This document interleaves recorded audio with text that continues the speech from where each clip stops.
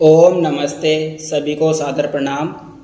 दोस्तों, सत्यार्थ प्रकाश संदेश YouTube channel में मैं विकास आर्य आपका हार्दिक स्वागत करता हूं। चलिए मित्रों, हम महर्षि स्वामी दयानंद सरस्वती द्वारा रचित सत्यार्थ प्रकाश के ऊपर चर्चा कर रहे हैं। उसी के अंतर्गत चलते हुए हमने स्वामी जी का प्रथम, द्वितीय और तृतीय समोल्लास के अंतर्गत हम अपनी व्याख्या जारी रखे हुए हैं। सर्वप्रथम उस परम पिता परमात्मा का ध्यान लगाते हुए हम 3 दफा ओम का उच्चारण करेंगे। लंबा गहरा श्वास लेते हुए अपने मन को उस परम पिता परमात्मा के चरणों में लगाते हुए अपने ध्यान को स्थिर करते हुए उस परम पिता परमात्मा की ओर ध्यान लगाते हुए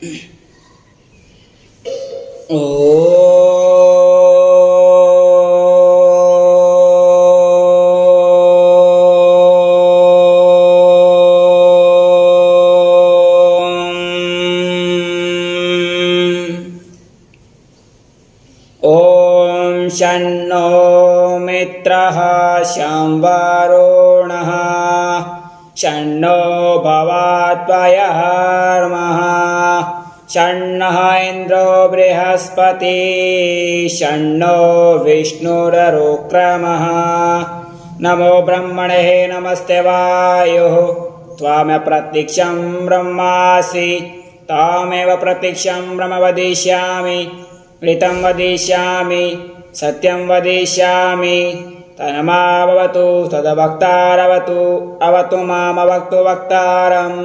ओम शांति शांति शांति।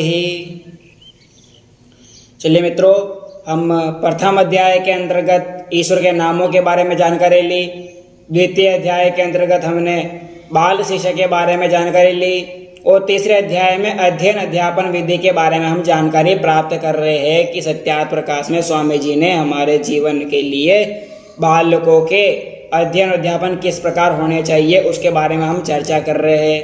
अगर वे पिछले वीडियो आपने नहीं देखे तो उनको देख लीजिए, वो आपको आसानी समझ में आ जाएगा। जो ये प्रकरण ये भी है और पिछले वाले जो प्रकरण है वो भी अच्छे प्रकार से समझ लीजिए। उनको आपने समझ लिया तो ये जो ये वाला प्रकरण है वो भी आपको आसानी से समझ में आ जाएगा। तो चलिए मित्रों, हम प्रारंभ करते हैं कि हमने पिछले वीडियो के माध्यम से यहाँ तक बात की थी कि यम और क्या होते हैं। यम नियम, हमने यम के ऊपर चर्चा की थी और यम नियम के अंतर्गत कुछ 2 नियमों के बारे में हमने जानकारी ली थी। यम बताए थे कि तत्र हिंसा सत्य अस्ते ब्रह्मचार्य अपरिग्रह, अर्थात अहिंसा सत्य बोलना और अस्ते ब्रह्मचार्य और अपरिग्रह, ये 5 प्रकार के यम के बारे में हमने जानकारी ली थी। आगे बाय सोच संतोष तप स्वाध्याय ईश्वर प्राणिधान, ये नियम है। सोच संतोष तप स्वाध्याय और ईश्वर प्राणिधान, ये 5 प्रकार के नियम होते हैं। सोच यानी स्नान आदि करना, अपने शरीर को शुद्ध करना, और पवित्रता, अपने शरीर की पवित्र किस प्रकार किया जावे, अपने मन को पवित्र किस प्रकार किया जावे। जिस प्रकार शरीर की पवित्रता होती है, हम स्नान आदि करके हमारे शरीर को पवित्र करते हैं, उसको अशुद्धियों से दूर करते हैं, हमारे जो बीमारी होती है उसको दूर करते हैं और उससे हम पवित्र होते हैं। उसको हम सोच कहते हैं, यानी अच्छे प्रकार से हमारे शरीर की शुद्धि करना, वैर त्याग करना। संतोष सम्यक प्रसन्न होकर निरुद्ध रहना, यानी संतोष यानी हर किसी बात के अंदर कोई भी चीज़ हो उसमें हमको संतोष रखना चाहिए। यह नहीं कि असंतोषी से काम लिया जावे। कहीं पर हार होती है तो कहीं पर जीत भी होती है। अगर हम हार गए तो हमको वापस संतोष रख लेना चाहिए कि अगला जो होगा उसके अंदर मैं और अच्छी मेहनत करूँगा। हमने परीक्षा का परिणाम दिया, परिणाम के अंतर्गत हमें अर्धवार्षिक परीक्षा होती है, हाफ रैली, उसके अंदर हमने भले 2 मार्क्स के कम रह गए तो हम अगले वाले जो पेपर होते हैं उसके अंदर और अच्छी मेहनत करेंगे, जो 2 मार्क्स है उसके दुगने 4 मार्क्स और अधिक लाएंगे। इस प्रकार संतोष रख के हमको आगे मेहनत कर लेनी चाहिए। अगर हमने वहीं पर ही असंतोष तोड़ दिया और हमने असंतोषहीन हो गए तो हमारा वहाँ पर फेल होना भी हमारे लिए कोई मायने नहीं है। अगर फेल हो रहे तो आगे हमको जीत इससे भी बड़ी मिलने वाली है। ये नहीं कि फेल होगी तो हमको आगे कोई जीत नहीं मिलेगी, डर के आगे जीत होती है। अगर हमने जितनी मेहनत करते हैं उससे डबल हमारे को फायदा मिलता है। अर्थात पुरुषार्थ जितना हो सके उससे अधिक हमको करना चाहिए, जितना पुरुषार्थ होगा उतना करना चाहिए। हमारा शरीर को जितना हम अग्नि में झोंकेंगे उतना हमारा शरीर मजबूत बनेगा। हानि लाभ में हर्ष व शोक हमको नहीं करना चाहिए। अर्थात अगर हम हार रहे हैं, जीत रहे हैं, कहीं हानि हो रही है, कहीं पर हमारे को दुख हो रहा है तो उसमें हमको तनिक भी महसूस नहीं होना चाहिए। हमारे के पास में हमको तनिक भी महसूस नहीं करना चाहिए कि हमने हार ली, अब हार हो गई है, अब क्या करूँगा, मैं फेल हो गया हूँ, अब मेरे अगला क्या होगा, मैं क्या प्लान करूँ, क्या नहीं करूँ, कुछ नहीं सोचना चाहिए। बस शांति संतोष मन को बहला फुसलाकर शांत कर देना चाहिए। ज़्यादा दिमाग खराब नहीं करना चाहिए। ज़्यादा दिमाग खराब करेंगे तो हमका जो अगला परिणाम है वो हमारा अच्छा नहीं होगा। तो हम जो पिछला जो बीत गया है उसको वहीं पर ही छोड़ दो। अर्थात जो भूतकाल में चला गया है उसको छोड़ दो। आने वाला जो आगे है हमारा वर्तमान को मजबूत बनाओ। हमारा वर्तमान अभी वापस हम उसको धीरे धीरे अगर उसको मजबूत बनाते जाएंगे तो हमारा भविष्य जो आने वाला होता है वो बहुत ही मजबूत होगा। हमारे भविष्य में कोई प्रकार की हमारे पास कठिनाइयाँ नहीं होगी। आगे कहते हैं ब्रह्मचारी अर्थात उपस्थ इंद्रिय पर संयम रखना। अर्थात जो हमारी इंद्रिया है मन वचन कर्म से, हमारे जो मन वचन कर्म है उनके ऊपर कंट्रोल रखना। हमारी उपस्थ इंद्रिया है उनको भी कंट्रोल में रखना। आगे कहते हैं अपरिग्रह यानी अत्यंत लोलुपता यानी स्वाभिमान रहित होना। ज़्यादा लोलुपता, ज़्यादा चंचल होना भी हमारे लिए हानिकारक है। ज़्यादा लोलुपता भी नहीं होनी चाहिए, स्वाभिमान रहित नहीं होना चाहिए। हमको अपना स्वाभिमान की रक्षा करनी चाहिए। इन 5 का सेवन हमें करना चाहिए। अर्थात जो 5 प्रकार के नियम बताए गए हैं उनका हमें हमेशा सेवन करना चाहिए। और नियम जो होते हैं वो नियम के बिना अधूरे होते हैं, इसलिए नियमों का भी सेवन साथ में करना चाहिए। यम और नियम हमने आपको इसी प्रकार समझा है और इनके बारे में और कभी हम आपसे विस्तार से चर्चा करेंगे। यम नियम को और अनेक उदाहरणों के माध्यम से आपके सामने प्रस्तुत करेंगे। इसके लिए एक नया ही विषय हम आपके सामने लेकर आएंगे। चलिए आगे एक मनुस्मृति का श्लोक आता है। कहते हैं कि कामात्मता न प्रशस्ता न चैवास्ते कामतः काम्यो हि वेदाधिगम कर्म योगस्य वेदिकः। तो यहाँ कहते हैं कामात्मा यानी अत्यंत कामातुरता, अर्थात काम में आतुर होना, और निष्कामता काम में निष्काम होना के लिए ही किसी के लिए भी श्रेष्ठ नहीं है। अर्थात ज़्यादा काम की लोलुपता होना भी सही नहीं है और ज़्यादा निष्ठुरता होना, निष्ठुर हो जाना भी सही नहीं है। हमको जिस प्रकार आया था कि नियम के अंदर बताया गया है कि संतोष, हर चीज़ के अंदर हमको संतोष रखना चाहिए, साम्यक जीवन रखना चाहिए। जहाँ पर ज़्यादा किसी बड़ी बात को हमको खुशी मिले तो उसको भी नरमाई से पेश लेना चाहिए। अगर ज़्यादा दुख होता है उसको भी नरमाई से पेश लेना चाहिए। अर्थात ज़्यादा दुख में भी हमको इतना दुख में नहीं डूब जाना चाहिए कि हम इतना शोक में, इतना दुख में, इतने दर्द में डूब जावे कि हम अपने बारे में भी सोच नहीं पाए, आने वाले के बारे में भी सोच ना पावे कि अब मैं क्या करूं। और इतना भी खुश नहीं हो जाना चाहिए, इतना भी प्रसन्न ना होना चाहिए कि हमारा जो आगे का लक्ष्य है उसको भी भूल जाए और खुशी खुशी में हम अपना आप को भी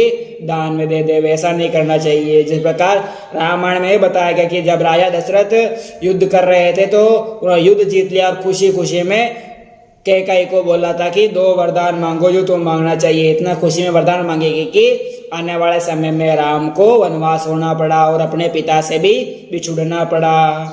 इस प्रकार हमको ज़्यादा जब ज़्यादा खुशी होता है, ज़्यादा प्रसन्नता होती है, तब भी कोई डिसीजन नहीं लेना चाहिए, और जब ज़्यादा दुख होता है उस समय भी हमको कोई डिसीजन नहीं लेना चाहिए। ये दोनों ही ज़्यादा जो होते हैं उस समय हमको बहुत ही नुकसानदायक चीज़ होती है। वो अब हम बोल रहे कर रहे उस समय हमको उसका महत्व तो नहीं पता लगेगा, जब आएगा उस जो हमने वो वचन दिए है वो जो बाद में सामने आएंगे तब हमारे के अंदर पता लगेगा कि हमने जो पिछले जो खुशी के अंदर जो काम किया था, जो दुख के अंदर जो हमने वचन जो दिए थे वो आज हमारे लिए कितने हानिकारक हो रहे हैं। आगे कहते हैं, क्योंकि जो काम ना करे तो वेदों का ज्ञान और वेद विहित कर्मादि उत्तम कर्म किसी से ना हो सके।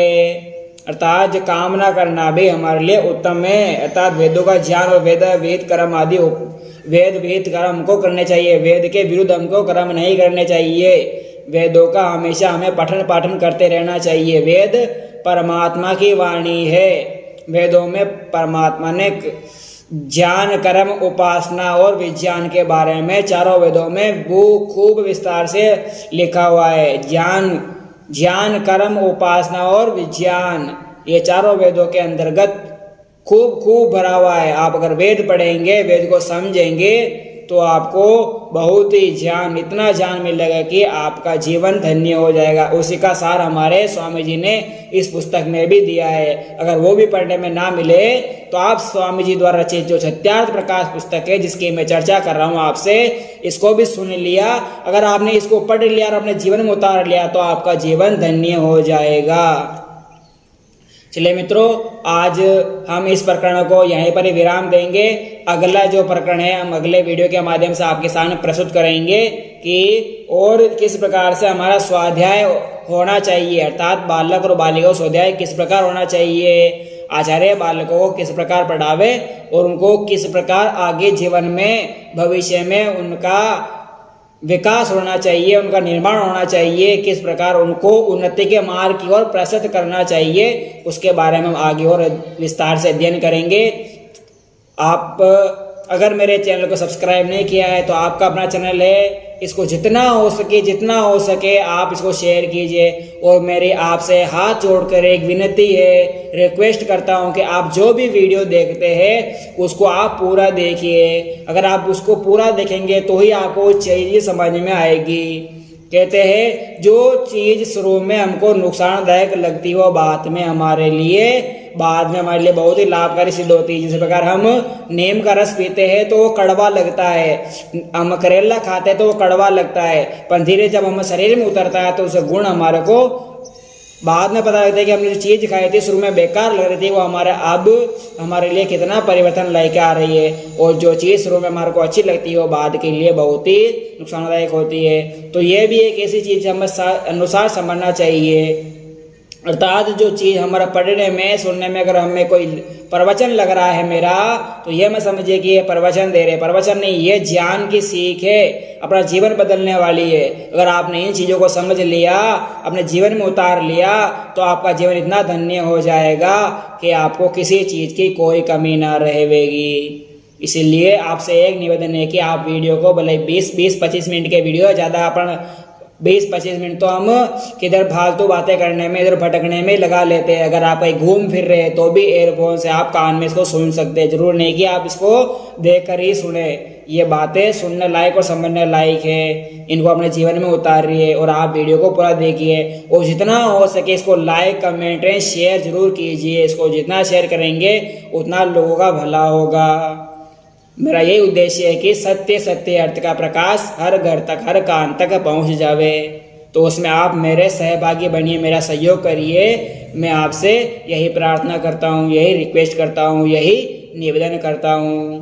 तो चलिए मित्रों, अब हम अगले प्रकरण के माध्यम से आपसे फिर चर्चा करेंगे। मेरे मन में बहुत सारे विचार उत्पन्न हो रहे हैं, पर मैं तो विषय के दूर जो विषय हमारे पास चल रहा है उसको इस रास्ते से दूसरे रास्ते नहीं लेना जाना चाहता हूँ कि जिस रास्ते हम चल रहे हैं सत्यार्थ प्रकाश के ऊपर, पहले हम जो स्वामी जी ने बातें लिखी है उसी को मैं आपके सामने प्रस्तुत कर रहा हूँ।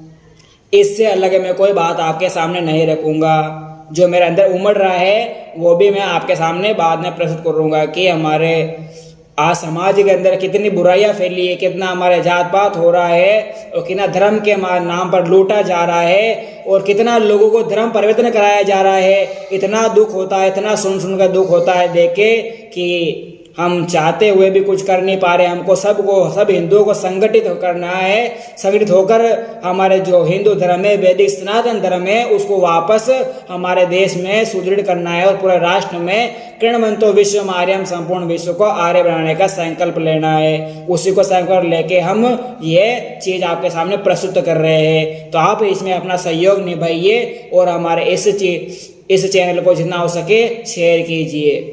चलिए मित्रों, आज के लिए इतना ही। जो सामाजिक जो बातें होती है, समाज की ऊपर नीचे की बातें हम आपको अलग अलग वीडियो होंगे उसके माध्यम से समझाएंगे कि समाज में कितनी बुराइयां फैल रही है। उसके बारे में आपको एक अलग विषय बनाएंगे, उसके ऊपर आपको अच्छी प्रकार से बताएंगे कि समाज में कितनी बुराइयां हो रही है। हद से ज़्यादा बुराइयां समाज में फैली हुई है। उसको दूर करना ही हम सबका आर्यों का उद्देश्य है। चलिए मित्रों, आज के लिए हम यहीं पर अपनी वाणी को विराम देते हैं। धन्यवाद। इति